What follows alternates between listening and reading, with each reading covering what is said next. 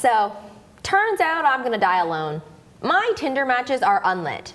OkCupid is for old people, and if I see one more shirtless pic where I can't see the person's face, I quit. When you can swipe away anyone with the flick of your finger, it's easy to avoid examining your own internal biases. Dating apps have exposed a reality that used to just be subtext. You might be racist for swiping left. And for all of you out there saying, I'm not racist, I prefer Asian girls, I've got news for you. If you're catching yellow fever or want to take a ride on the night train, you're being racist. But maybe don't accuse our audience of being bigots right off the bat.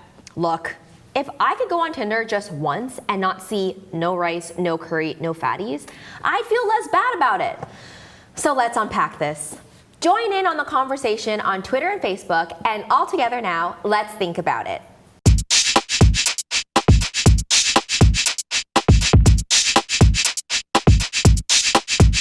Buckle up, everybody. It's time to learn about one of the less discussed joys of dating and dating while not white. There's a term for this. Sexual racism is the blanket rejection of a racial minority as potential romantic partners. People can say that it's a point of personal preference, but it's important to explore the history and politics of this super common occurrence. We as a society have a long history of persecuting and prosecuting mixed race couples.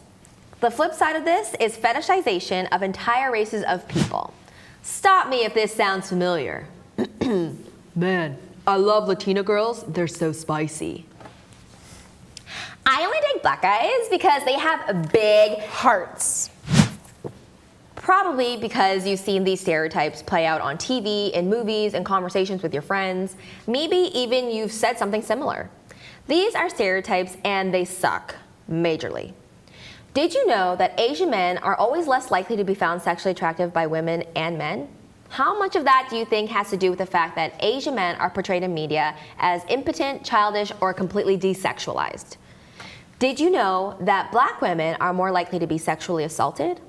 Black women are sexualized from early ages and to higher degrees than their white peers. Sexual objectification is not one size fits all.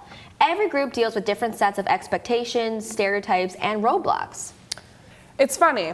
I thought our generation was a little more free love and a little less honk if you like sex with white people. I mean, sure. According to OkCupid, the amount of people who said they strongly preferred a partner of the same race has gone down by 10% in the past 10 years. Well, that's a little bit... About the amount who are totally cool with having a racist partner has upticked. Horrifying. Glad to see we've got such strong moral values. Nice job, everybody. Go team. Yep. We haven't changed. We're just shadier about it. The language is different, but the bigotry has aged like gross, moldy cheese. And if you're still not sure about this problem, I present to you Grindr. Grindr is a dating app for gay and queer men. You're able to filter matches based on race, either searching exclusively for or excluding people. I think that kind of says it all. So where does shit like this come from? Well, it depends. In the Western world, we have a history of exoticizing other not white places. Since the average person won't have a lot of interaction with people of other cultures, especially during the period where European countries were discovering the rest of the world, their views on these cultures are inevitably going to be shaped by, well, what are your modern views shaped by? Twitter? Well, yeah, actually, media. This is the case with stereotypes surrounding Asian women. A lot of the stereotypes about Asian women come from Madame Chrysanthemum, a fiction book, presented as an autobiography of a French naval officer shacking up with a geisha. There is so much wrong here. You think? Yeah, actually, where's my soapbox? What? Oh, man, guess you weren't kidding. Guess it's time for our intern segment. Hi, yeah. Guess, fun fact. Geishas were not, I repeat, not sex workers. It's a skilled job like any other. Geisha literally means art person, a master of several arts including dance, music, poetry, and conversation. They're hostesses, and that's not a euphemism. Memoirs of a Geisha is bullshit written by a white dude. Are you seeing a theme? Thanks, intern. I kind of lost the thread of my argument, though. One book, written in the 1880s, basically determined how shitty the dating pool was going to be in 2017 for 5.6% of the population. Yeah, that. Also, you know how America's got a massive collective hard-on for going to war? I'm not sure I'd phrase it like that. 3 generations of American men fought wars in Asian countries. Japan in World War II, the Korean War, and in the Vietnam War. From then up until even now, a sex industry was built around American military bases. As a preventative measure against American GIs slipping it to local women, the Japanese and Korean governments provided women as sex workers. This is a practice that continues until today, with Filipina and Russian women taking their place in these camp towns. That's where the idea of Asian women as submissive, docile, and sexually available came from. Victimized, commodified women came up in a fight they never entered, and also probably anime. Definitely, 1000% anime, yes. Asian men have had the complete inverse experience. They're considered the least attractive of all minorities. Think about every joke and every sitcom featuring an Asian male character. They're all about how repressed, infantile, and impotent they are. We're supposed to laugh at the idea that they try to date. These stereotypes stem from when Chinese immigrants were encouraged to come to America as laborers. This fueled racist backlash from white Americans because history is nothing new and immigrants are stealing jobs is an age-old racist slogan. Anyway, this meant there were mostly men coming over to North America. Then the first of several Chinese Exclusion Acts passed in 1882. Even before then, though, Asian women weren't invited to the party. They made up 7% of the Asian population in the US. If my math is right, then that probably made it hard for them to get busy, heterosexually.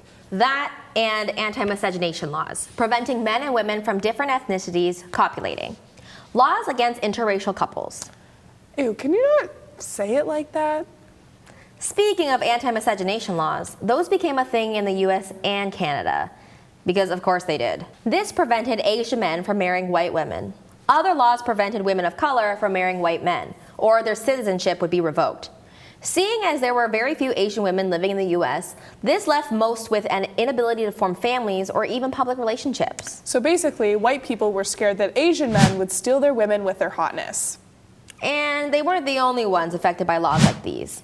Hey, remember how slavery happened? The South likes to pretend it doesn't. Turns out that left a lasting impression. After emancipation, the image of African Americans shifted from meek to dangerous and pushy.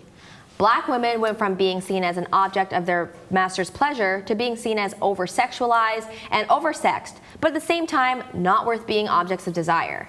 Oh, the dichotomy of dickheads. Black men have a long history of being falsely accused of lots of crimes. Anyone paying the slightest bit of attention knows that. One of which is rape. As we've touched on, rape culture is real. It's terrible, and nothing I'm about to say invalidates that, but people were very much not on board with black men having sex with white women. Post-slavery, white men and women who were suddenly competing with black men in society, as well as for jobs, panicked at the thought of it. I say this not because rape and sex are the same thing. The freaking opposite. Any sex between a black man and a white woman was considered rape, and that was a lynchable offense. This continues today with black men being seen as predatory, dangerous, and out to get white women. A history of being treated as property led to black men and women being seen as sexual objects with no will of their own. Unfortunately, the color of people's skin still determines a lot. In our society, we have certain standards and norms. What you grow up with determines what's normal for you. Magazines, film, television, books, those things make up our world. And when those things portray mostly white people and white bodies, those become the standards. Media makes a picture of what beauty is to us. People of color don't often fit into that picture. That's the kind of impact media can have. And it's a tool that racists use to boost their agenda. Like Nazis in the 1930s making Jewish propaganda posters, or Nazis in 2017 making Jewish propaganda posters, or Nazis in 2017 declaring that Taylor Swift their Aryan queen. What discussion about anything on the internet would be complete without mentioning Nazis? It's 2017 after all. They're making a comeback, I hear. I hear they're going on tour soon. Already present, simmering beneath the surface in a town near you. Hitler was super impressed with America's segregation and anti-miscegenation laws. And what does a trained ferret do well? Mimicry. So he made some of his own. Besides banning them from public theaters, schools, hospitals, and pretty much just appearing in public, he outlawed them from marrying real Germans. The same stereotypes sprouted by German propaganda in the 30s is echoed in the present. I'm genuinely trying to think of a male Jewish character right now that isn't a neurotic cheap mama's boy, and honestly, I'm having trouble. And Jewish women are always these nagging, shrill caricatures. Don't Jewish people have a whole thing about marrying each other anyway, though? My friend dated a Jewish guy, and she said that they could never get married because she wasn't Jewish. That's not the same thing at all. What's the difference? Well, in the case of Jewish people, they've been forcefully assimilated for millennia. They're scared of dying out and losing their culture. Most minority groups tend to marry within their communities. Wouldn't you be more likely to marry someone that you have a lot in common with? Minority groups share the same experiences of otherness, usually similar values too, and a good dose of fear probably doesn't hurt. Stakes are pretty high for targeted groups who don't want to go looking for love in all the wrong places. That's why it's completely different for minority groups to discriminate. It comes from a different place. Got it. Listen, no one's telling you to swipe right on every single person of color you come across, although that would definitely help my Tinder game. I'm just saying, if your matches are looking a little too much like Wonder Bread, take a minute and really think about it.